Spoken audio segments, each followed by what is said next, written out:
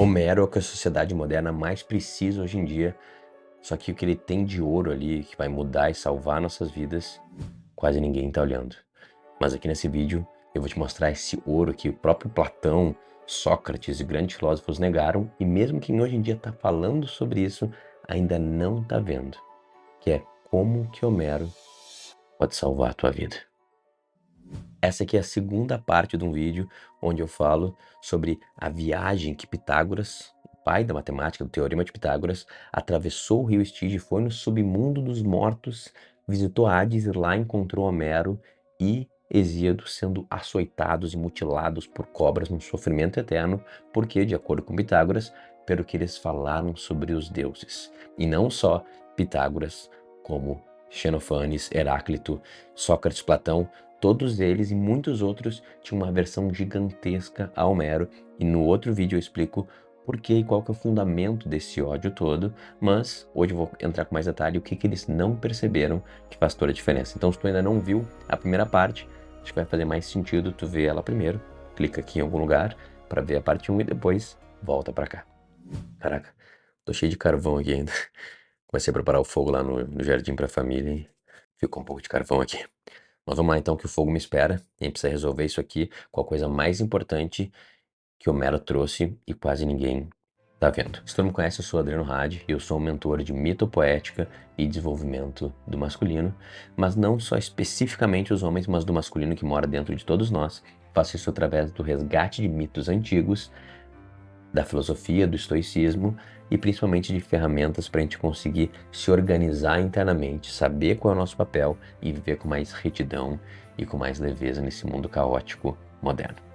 Então, só para te lembrar rapidamente, como Homero fala basicamente de vingança e de ego e de manipulação, a gente tem modelos fracos que densificam o nosso espírito, e por isso que eles falam que eu não recomendo que ninguém fique sendo exposto a isso e muito mais ficar repetindo em praça pública e virando meio que a grande fio condutor de gerações e mais gerações de gregos. E eu entendo o que ele está dizendo, faz super sentido, mas a gente não queimou de fato Homero e não baniu ele, como Sócrates falava que ia ser banido da República, da cidade ideal, porque existiram algumas forças, como Anaxágoras e o seu discípulo, que é o Metrodoro, que defenderam que vocês não estão entendendo Homero. Ele está falando de algo muito mais que a literalidade dos deuses, ele está falando de forças como o Sol, a Lua, ou até dos nossos órgãos, como o bile que Apolo vem para queimar.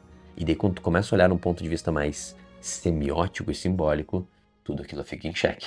Quanto que eles forçaram a barra nessa defesa, ou quanto que tem algum fundamento, isso nesse momento é menos importante. Acontece que por conta deles, provavelmente, a gente conseguiu manter Homero e até hoje, mais de 4, 5 mil anos que era cantado esse poema, a gente ainda está falando sobre ele.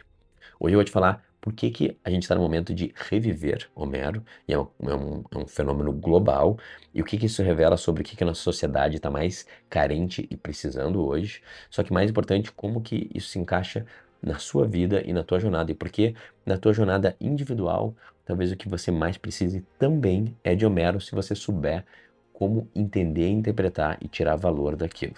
E hoje eu vou te explicar essa grande diferença que 95% das pessoas que falam de Homero, e dos especialistas, e ainda mais incluindo Platão e Sócrates, toda essa galera, não estavam vendo, que é o ouro escondido em Homero e, na realidade, em todos os mitos. Vamos lá? Indo direto ao ponto, a gente tem duas maneiras, duas formas de interpretar um mito, né? Uma história, uma fábula. E quase todo mundo vai morrer na primeira maneira. E a primeira maneira, eu entendo porque a gente morre lá, é mais fácil, exige menos. E, e ela tem um certo valor também, eu acho que a gente pode descartar. Ela é a base, a primeira interpretação. Mas o que muda tudo é entender a segunda interpretação, e isso pouquíssimas pessoas falam sobre, mas é como se fosse aquele conhecimento oculto que os xamãs e os profetas e os videntes sempre souberam. E agora a gente está tendo a chance de reviver todos esses mitos com esse olhar mais cauteloso e mais profundo, e assim realmente tirar mais valor disso. E a gente vai aqui pegar duas cenas práticas, como a gente interpreta normalmente. Tem um canal no YouTube gringo e em português interpretando essas cenas e falando do que isso representa, como que a gente traz para nossa vida. E eu vou trazer essa segunda visão que quase ninguém, eu pelo menos não achei no YouTube, em podcast, tá trazendo ela, que é a visão de fato mais profunda e que faz diferença, tá? As cenas que a gente vai pegar vai ser a representação do personagem de Paris na Ilíada, Paris, quanto também a Helena e todo esse pomo da discórdia que começou a Guerra de Troia. E a gente vai falar também sobre os primeiros cantos da Odisseia, que é a situação que a gente começa, que é Odisseu tá lá preso numa ilha do paraíso, sendo enredado por uma deusa, por uma ninfa, né? E a gente tem a casa dele vazia, com o filho dele sem saber o que lhe dá, a mulher dele dando uma enrolada e um monte, mais centenas de pretendentes, todo dia há anos consumindo o patrimônio dele. A gente vai falar sobre essa casa vazia de Odisseu e sobre essa escolha de Paris e Helena, o que eles representam nesse ponto de vista mais profundo. Então, a primeira cena. Se tu não sabe, o resumo da história é o seguinte: por mais que a Ilíada comece no 9º ano da guerra, com um conflito entre Aquiles e Agamenon é o grande cara que organizou tudo aquilo, ele é a hierarquia maior. Ele não é o rei de todos, mas ele é como se fosse, na empreitada, é o que tem mais shares, né? Ele que tem mais exército, então ele tem um peso maior de decisão. Mas ele não é como se fosse o imperador ou o rei da Grécia, não existia isso naquele momento. Começa nesse conflito entre Agamenon e Aquiles. Só que a gente só chega nessa cena porque há muitos anos antes, o príncipe Paris, que é o príncipe caçula, né? Não caçula, mas ele é um dos menores que tem de Troia, numa visita diplomática para o rei da Esparta, escolhe seduzir a mulher dele, enquanto estava sendo recebido, né, pelo seu anfitrião, como um hóspede, e rouba ela e leva para Troia. E daí Helena, que era de Esparta, vira Helena de Troia, e isso que começa toda a guerra. Tá?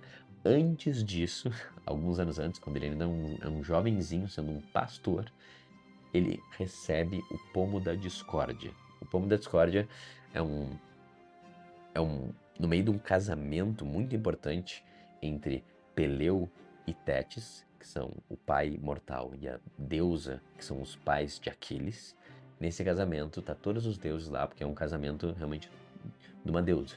E não é convidado Eris, que é a deusa da discórdia. Ela fica muito chateada com isso. Então ela chega lá e aparece, que é uma cena muito parecida que tem na Bela Adormecida, né? Que ela chega a última fada madrinha, que ela tá muito nervosa porque ela não foi convidada e por isso que ela amaldiçoa. Isso é, na real, esse tema é recontado em diversas fábulas, diversos contos.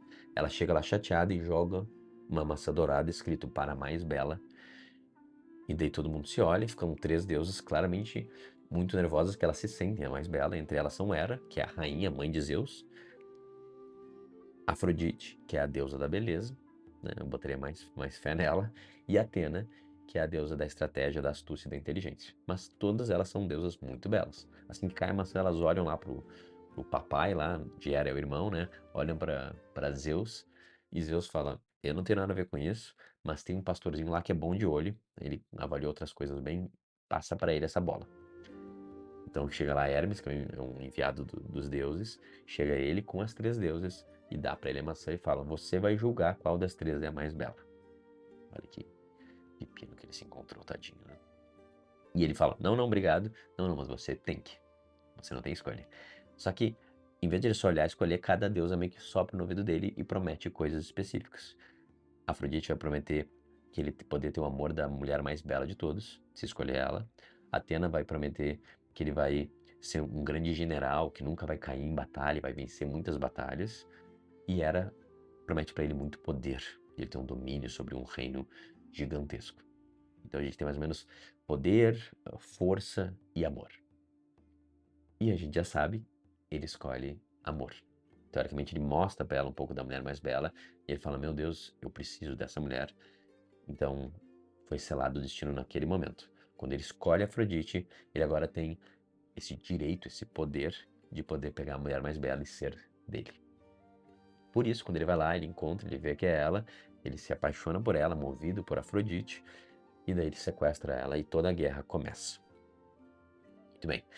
Quando a gente olha de uma forma literal sobre essa interpretação, a gente vai ver o seguinte: a gente vai ver um jovem que é movido pela inocência e que basicamente não tem controle sobre seus desejos, não importa a consequência que isso cause. Porque tu nunca vai escolher o amorzinho, uma paixão adolescente, pela morte de milhares de homens para causar uma guerra. Isso não faz sentido. Então não tem como tu não julgar o Paris como um incompetente, como um inconsequente, como esses perigos da juventude desmedida e o quanto de estrago ela causa. Beleza, eu acho que existe isso também no poema. Faz sentido tu ter essa análise, a gente vai pensar sobre essas coisas que a gente decide quando jovem, criança, que tem impacto gigantesco, porque nos faltou prudência e sabedoria. Tá ótimo, normalmente é assim que o pessoal interpreta. Eu também falo dessa interpretação e faço esse exercício com os meus mentorados. Mas a interpretação mais profunda é o segundo tipo, tá? E quais são os dois tipos de interpretação? Primeiro, a gente acabou de fazer, é um literal. Eu olho os personagens e eu me vejo como eles. E eu penso o que me motivou a fazer tal ação, e daí eu julgo se ela for justa, nobre, correta, ou foi incorreta e egóica e baseada num vício. E daí, com isso, eu traduzo isso como isso impacta a minha vida. Então, uma pergunta seria: quando eu fui como Paris, que agi de forma inconsequente, movido pelos meus desejos? Uma pergunta que Platão falaria, provavelmente, né? Legal, é um bom exercício. Só que a interpretação que muda tudo, que faz esse mito sustentar até então, e que Jung e o Rudolf Steiner e mais milhares de outros entenderam, ela não é a literal. Ela é a interpretação simbólica. E daí, para a gente entender o que é interpretação simbólica, a gente tem que entender o que é um símbolo. E um símbolo é algo que representa alguma outra coisa, mas que ele de fato não é. Muito bem. Então, quando eu vejo numa parede escrito a palavra paz, aquilo ali representa o conceito da paz. Mas ele é só um escrito numa parede, ele não é paz. A gente olha, a gente entende, que a gente tem essa ferramenta da linguagem e a gente concorda que aquilo quer dizer alguma coisa. O que de fato quer dizer paz vai variar para cada pessoa, mas aquilo ali ele é um símbolo. Quando eu tenho na caverna desenhado um homem com uma lança e um mamute, aquilo eu sei que não é um homem com uma lança e um mamute, mas eles estão representando alguma outra coisa. Então tu entende? Todo símbolo, o que ele carrega? Um significado profundo e algumas vezes mais oculto ou menos oculto do que de fato só o que eu estou vendo. Um símbolo é como se fosse uma chave que abre um portal. Ou pensando no computador, é uma pasta que eu clico e o mundo inteiro está ali dentro. Quando eu não estou fazendo uma interpretação simbólica, eu estou só olhando o contorno dos animais na caverna.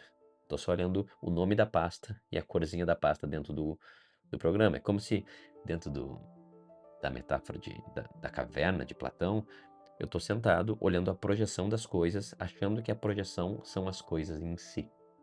E não estou pensando o que está por trás, ou o que elas representam, ou de onde que elas vêm. Quando eu não tenho uma análise simbólica, eu basicamente morro em 10, 20% do que de fato tem de conteúdo ali. E essa é a minha tristeza, e por isso que esse é o meu trabalho. É a gente entender que existe uma análise muito mais profunda sobre esses mitos. Agora então vamos aplicar uma análise simbólica ou mitopoética para essa mesma cena. Uma coisa básica que a gente vai fazer é não ver mais a gente como pares ou como uma das deusas e querendo ser escolhida, e eu vou ver tudo isso como forças ou da natureza ou, mais importante, mais fácil, forças e vontades e desejos dentro de mim. Como se o mito todo fosse uma história que está contando do que acontece dentro da minha alma e da minha psique. E daí tá me dando um mapa de como eu lidar quando eu tenho esse conflito de desejos dentro de mim. Então vamos lá. Quando eu olho para o Paris ele está claramente carregando o símbolo do tolo ou da criança interior ou a criança ferida. Ele é o mais inocente de toda essa história. E é muito doido porque se tu for ver, é difícil ter um mito onde não é o mais inocente de toda a história que move a história. Só de pensar o início de qualquer jornada, né?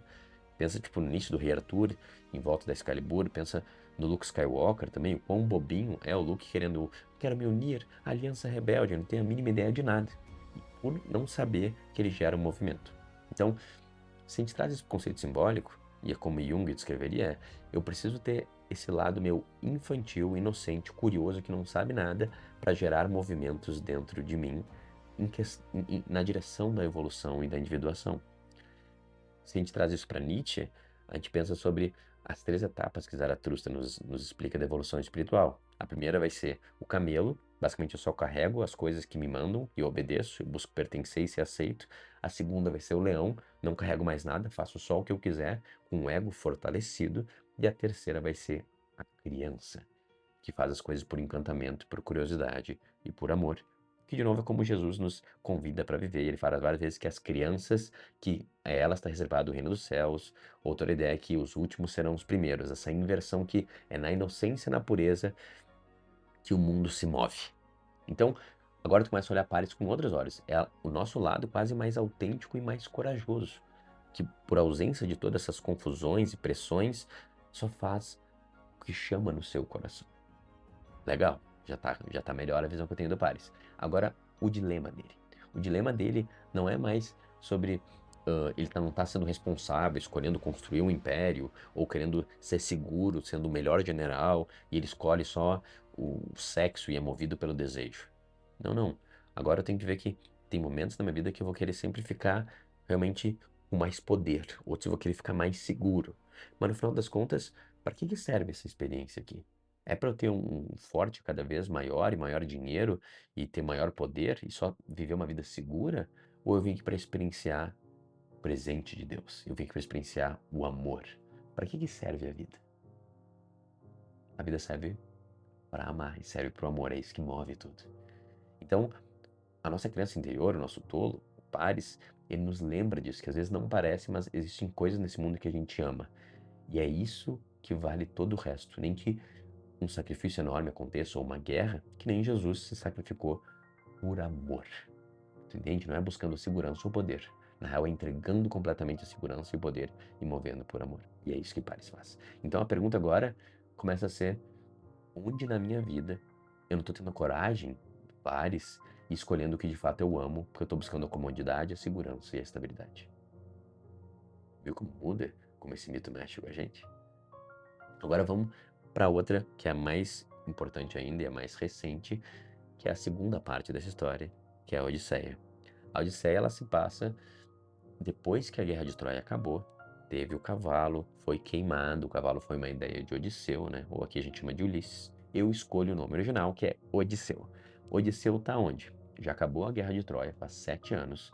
Ele tentou voltar de todo jeito, não conseguiu. Nesse momento começa com ele preso há 7 anos numa ilha, de uma deusa, né? Uma ninfa, que é a deusa também da beleza, e ela se apaixonou por ele, a Calypso. E lá ele recebe tudo do bom e do melhor. E ele recebe tudo do bom e melhor, mas todo no final do dia ele sai daquele luxo todo, daquela abundância, olha pro mar e fica chorando como um bebê. Por quê? Porque ele tem saudade de voltar para casa. Mas ele tá meio que preso, se a deusa decidir, não tem o que fazer, ele não consegue sair dali. Lá na casa dele, o que a gente tem? A gente tem uma casa que já tá há quase 20 anos que ele foi embora e ele ainda não voltou. É imaginado que ele morreu como grande parte dos homens de Troia, porque vários já voltaram e ele é o único que não voltou ainda. Ele saiu com um filho recém-nascido, Telêmaco, e agora já é um jovem, quase homem. Só que tem um monte de ilhas ali em volta que ele tinha uma certa soberania e começam a chegar os pretendentes, porque não dá para deixar uma viúva lá com o reino abandonado sem rei. Então eles ficam lá morando na casa de Odisseu, comendo os bois dele, o vinho dele e consumindo todo o patrimônio por dentro, esperando a esposa dele, a Penélope, decidir com quem que ela vai querer casar. Porque naquele momento ela não poderia ficar sem marido, não existe essa possibilidade nesse mundo. Então, ele tem uma casa dele que está abandonada, sendo comida por dentro por pretendentes, com uma criança que está virando homem, mas ainda não tem muito voz e tem medo desses homens que são meio que tios dele, que ele cresceu com eles, mas também estão meio que destruindo ele por dentro, e uma mãe que também sofre todo dia, mas fica tentando enrolar os pretendentes, falando que ainda não está pronta para escolher ninguém. Cara, é incrível, né, esse contexto. Para mim, assim, essa descrição é uma descrição muito parecida, que tem um monte de história depois que a gente repete, que vocês vão ver depois que quase tudo é só Homero com uma outra skin, né? Agora, quando tu olha do jeito literal, e o professor Clovis fez uma ótima análise disso, vale muito a pena ver o podcast dele no Inteligência Éltida, tu vai para a linha do quê? Por mais que ele tenha tudo que ele queira, o Odisseu, em Ogija, né, que é esse lugar paradisíaco, isso não é quem ele é. Então não adianta ter uma vida que tem tudo, mas não é a tua vida, porque ele quer voltar para Ítaca e ser o governador de Ítaca e voltar para a mulher e para o filho. Então, é um convite na visão do Clovis, na visão mais literal, de cara, onde na vida eu aceitei meio que só o que é confortável, mas não estou vivendo a minha vida de verdade. E eu abri mão um pouco das tentações e distrações para poder voltar e viver a minha verdade. Ótima análise. Eu faço isso também na minha aula, que é uma boa interpretação, que é que nem Pinóquio também, quando ele entra lá no mundo dos prazeres e se perde lá. Essa história se repete em vários momentos. Eu tenho que escolher soltar os prazeres para voltar para minha missão e para a verdade. E de fato para quem eu sou. Muito bom exercício. Agora, qual é uma camada mais profunda de analisar isso? Pensando sobre a interpretação mitopoética e simbólica. Agora o Odisseu, ele não vira só eu. Ele vira outra coisa. Ele vira, na realidade, o rei que abandonou o trono. Quando eu trago isso para minha psique, é como se fosse meu lado masculino, né? Meu ânimos, como se fosse a retidão da minha psique que dá o direcionamento para minha vida. E sabe onde é que está essa minha retidão, que está alinhada com o propósito? Não está guiando o navio. O navio está sem ninguém no leme, na realidade. Então, já muda o exercício, que é não é exatamente onde que eu me perdi, mas a minha vida está sendo guiada por quem? Ah, sabe por quem ela está sendo guiada? Pelos pretendentes. Ah, mas quem que são os pretendentes? E agora que o jogo começa a mudar. Pretendentes são as pessoas que parecem amigas e familiares e que estão na minha volta, mas que na realidade estão me comendo por dentro. A gente pode botar eles como literalmente meus familiares. Ou não exatamente eles, mas o que eles falam. Os scripts do clã, por exemplo, essas ideias que eu carrego há gerações de como tem que ser a vida, o que que é o trabalho, o que que é um casamento, que não são de fato minhas, mas estão habitando o meu interior. Se não fizer uma limpa nessas vozes todas da sociedade, dos meus pais, dos meus professores, do que eu acho que esperam de mim, isso vai me destruir por dentro. Ah, mas como que eu faço para impedir isso? A história responde pra gente. Primeiro o que vai sustentar tudo vai ser não o masculino. O masculino tem que voltar, mas vai ser o feminino. E o que que a Penélope está fazendo? Todo dia ela está tecendo numa máquina de tear uma mortalha para o seu sogro. Ela falou que quando acabar vai decidir. Então ela fica tecendo, uma coisa que demora meses realmente, só que no final da noite ninguém está olhando, ela desfaz. Então, o nosso lado feminino é o que vai conseguir dar uma segurada nessa casa enquanto eu ainda estou perdido sem meu propósito. Cara, isso já é um exercício incrível de ver o quanto que o teu feminino está aplicando essa inteligência, essa sabedoria para te proteger. E a segunda pergunta, tá, mas o que que vai fazer tudo isso de fato eu limpar os pretendentes e voltar até a ordem? Não basta só o rei e a retidão, o propósito voltar e pegar o leme, não basta só o feminino conseguir usar a inteligência, a intuição feminina para conseguir se proteger. Falta um ingrediente. E olha que doideira, é o mesmo ingrediente do início da história da Ilíada. É o que? A gente precisa do tolo, da criança interior, do jovem, da criança ferida, sair de casa e começar o seu movimento. Pares, sai, escolhe o amor e pega a Helena e começa toda a guerra, começa o processo de individuação e de crescimento. Nessa história tudo começa com Telêmaco, que é o filho de Odisseu decidindo, eu não vou mais ficar aqui, eu vou em busca do meu pai. Que é o quanto que a gente tem essa nossa criança ferida, que também que só ouvindo essas vozes toda hora e sendo oprimida a vida inteira, vai ter coragem de falar, não tô nem aí para o que vocês acham, eu vou atrás do que eu quero, por mais insano que possa parecer para todos vocês, para todo mundo que veio antes, eu não vou mais fugir da minha verdade.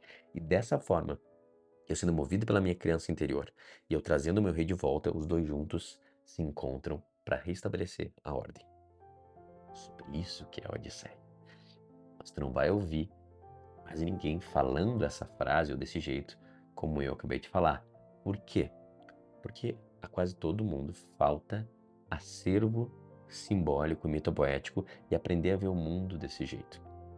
O livro que resume essa experiência, essa busca, é O Alquimista, do Paulo Coelho, que é essa ideia de eu posso ser muito bom no mundo material, de entender eles e de olhar as coisas de forma literal, só que poucos conseguem ler o vento. Outro livro incrível que é O Nome do Vento, do Patrick Rufus também, fala sobre esse conceito. Tu consegue ler os sinais do universo? Ou no final do Matrix 1, quando o Neo simplesmente entende e ele olha para a realidade e não vê a realidade, ele vê o código fonte. Todos esses são a mesma metáfora, que é, tu está só vendo o que está te mostrando, ou tu está desenvolvendo a tua intuição, a tua alma, a tua habilidade para ver o que tem através. E olha que doideira, o melhor exercício para fazer isso, antes de conseguir ver na sincronicidade da tua vida e ver os sinais e conseguir fluir, escolhendo boas oportunidades, fugindo de ameaças e vivendo de forma intuitiva e inteligente, é tu exercitar essa mesma coisa nos mitos. Que nos mitos já são as histórias universais que a gente vem aqui para aprender. E quando eu recebo o mito e rodo isso dentro de mim, ele deixa de ser só uma história que eu acho legal e tem um pequeno questionamento. Ele vira um mapa da evolução da minha alma e da minha psique. E é exatamente isso que eu faço. Essa é a minha missão no mundo. É ajudar as pessoas a resgatarem esses mitos antigos, mas mais ainda, mergulharem nele, entenderem de um jeito mais profundo e conseguir aplicar na vida para se reorganizar internamente. A segunda forma de analisar e interpretar, que é mitopoética e a simbólica, é a que muda tudo. Mas são aqui os profetas, os xamãs e depois Rudolf Steiner, Carl Gustav Jung e centenas o Joseph Campbell já tinham descobertos. E eles são pessoas que estão resguardando esse segredo do que está escondido, o código-fonte por trás da matéria, que de fato faz a gente entender o que está acontecendo. Não é ficar vendo sombras na caverna, mas é olhar através delas e entender o que elas estão trazendo, o que elas significam, e daí sim eu pego aquilo e aplico na minha vida e transformo completamente ela. Se tu quer me ajuda para fazer isso, nesse momento é um momento muito oportuno. Por quê? Eu peguei a Ilíada inteira e gravei áudios estilo radionovela, cara. Parece um episódio de Game of Thrones. Efeito sonoro, com a descrição, sendo o mais literal que poderia ser, mas ainda acessível para o nosso ouvido. Porque ler os cantos nesse português e grego arcaico é um desafio para gente moderno. Nesse momento, você vai ter que só ouvir o áudio. Você vai entrar na história de um jeito muito fiel. Há uma casa num penhasco com vista para o mar. Há um homem que construiu essa casa com as próprias mãos, que serrou a madeira, que encaixou as traves, que dormiu na cama que ele mesmo esculpiu. Há 20 anos, esse homem partiu. E desde então, outros homens comem o que era dele, bebem o seu vinho, dormem debaixo do seu teto, e a esposa tece. E o filho ainda não sabe quem é. Mas hoje, num palácio no alto do Olimpo, alguém decidiu que essa espera acabou. Depois disso, eu ainda te dou o grande valor simbólico e trago exercícios para cada canto para tu como aplicar aquilo na tua vida.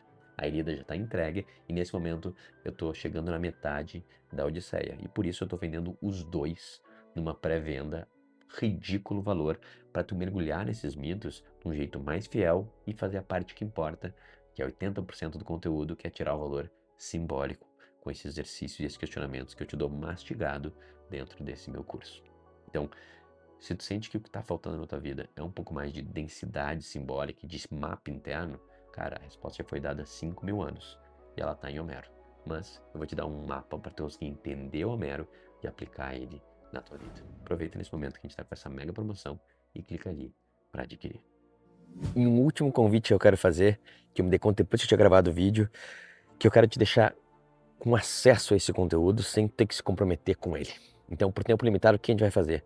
Eu peguei uma parte do primeiro áudio, que são 3 nascimentos de um destino, que é sobre os nascimentos das 3 figuras mais importantes das epopeias gregas, nesse estilo narrado exatamente como tu recebe no curso, e eu vou te dar de presente o acesso a esse áudio para tu começar essa imersão, além de uma pequena análise simbólica que vai ter nesse episódio. É basicamente tu ter acesso a essa imersão de Homero de graça. A única coisa que eu estou pedindo é responder um pequeno questionário, uma pesquisa do cliente, para a gente poder entender como te servir melhor, como melhorar nossos produtos e serviços. No final dessa pesquisa de 3 minutinhos, tu vai ter acesso a esse presente que, por enquanto, a gente está dando de forma totalmente gratuita. Então, se tu quer conhecer um pouquinho mais disso tudo que eu estou falando, tu quer sentir isso tudo, cara, clica ali no link da pesquisa, preenche e começa a tua imersão em Homero. E se tu tem algum amigo que é interessado em mitos, na Ilíada, na Odisseia, em Homero, e está mergulhando nesse mundo, ou quer se preparar um pouco mais para o grande lançamento do Nolan, que vai vir daqui a pouco, cara, manda esse vídeo para ele, para dar aquela sacudida e ver que, cara, tem algo muito mais profundo, tem muito mais ouro nesses mitos, na Ilíada, na Odisseia e na Homero, do que você imagina. E manda esse vídeo para abrir um pouco a mente dele, e ele de fato perceber o quão incrível são essas histórias, e elas têm o poder de organizar a gente internamente, mudar completamente a nossa vida e assim mudar completamente a nossa sociedade. A gente não deveria ficar mais curioso sobre o Homero, talvez ler um pouco assim e pesquisar, porque tem algo legal ali. Eu acho que a gente tem o dever de conhecer o mito fundador do Ocidente com mais propriedade e com mais peso simbólico. Quem sabe assim a gente tem mais clareza de qual é a nossa parte nessa história toda.